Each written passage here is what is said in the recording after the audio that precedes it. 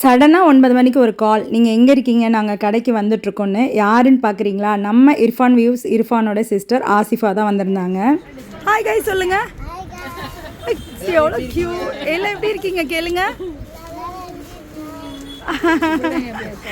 First நான் fever, நான் என்னால் வர முடியாது ஆசிஃபா, ஆனால் கடையில் அண்ணன் இருப்பாங்க, நீங்கள் போங்க அப்படின்னு தான் சொல்லியிருந்தேன். பட் ஆனால் எனக்கு மனசு கேட்கல, ஏன்னா அம்மாவும் வந்திருக்காங்க அப்படின்னு சொல்லிட்டு சொன்னாங்க. அப்புறம் என் ஹஸ்பண்ட் சொன்னாங்க நம்ம கடைக்கு வந்திருக்காங்க, கிளம்பி வா அப்படின்னு சொல்லிட்டு. ஸோ நானுமே போயிருந்தேன். அவங்க எல்லாரையும் பார்த்ததுல எனக்கு அவ்வளோ ஒரு சந்தோஷம். அவங்க வந்து இந்த தடவை நம்ம கடையில் ஷாப்பிங்காக வந்திருந்தாங்க. இது மட்டும் இல்லாமல் பிள்ளைகளையும் அழைச்சிட்டு வந்திருந்தாங்க. நான் வந்து பசங்களுக்கு சாக்லேட்ஸ் எடுத்துகிட்டு தான் போயிருந்தேன். நீங்கள் வந்து வீட்டுக்கு போய் கொடுங்க அப்படின்னு சொல்லிட்டு சொல்லுவோன்னு எனக்கே அங்கே போனது சர்ப்ரைஸ் ஆயிடுச்சு. மாஷால்லா, எதிர்பார்க்காத ஒரு அல்ஹம்துலில்லாஹ் அவங்க நல்லபடியாக நம்ம ஷாப்பில் பர்ச்சேஸ் பண்ணிவிட்டு கிளம்புனாங்க. இன்ஷால்லா எனக்கு ஒரே ஒரு வருத்தம் தான், நம்ம வீட்டுக்கு வந்து சாப்பிட்டுட்டு போகலன்னு சொல்லிட்டு. ஸோ அவங்கள்ட்ட நான் அதே தான் திருப்பி திருப்பி சொல்லிட்டு இருந்தேன், நெக்ஸ்ட் டைம் நம்ம வீட்டில் சாப்பிட்ற மாதிரி தான் வரணும் அப்படின்னு சொல்லிட்டு.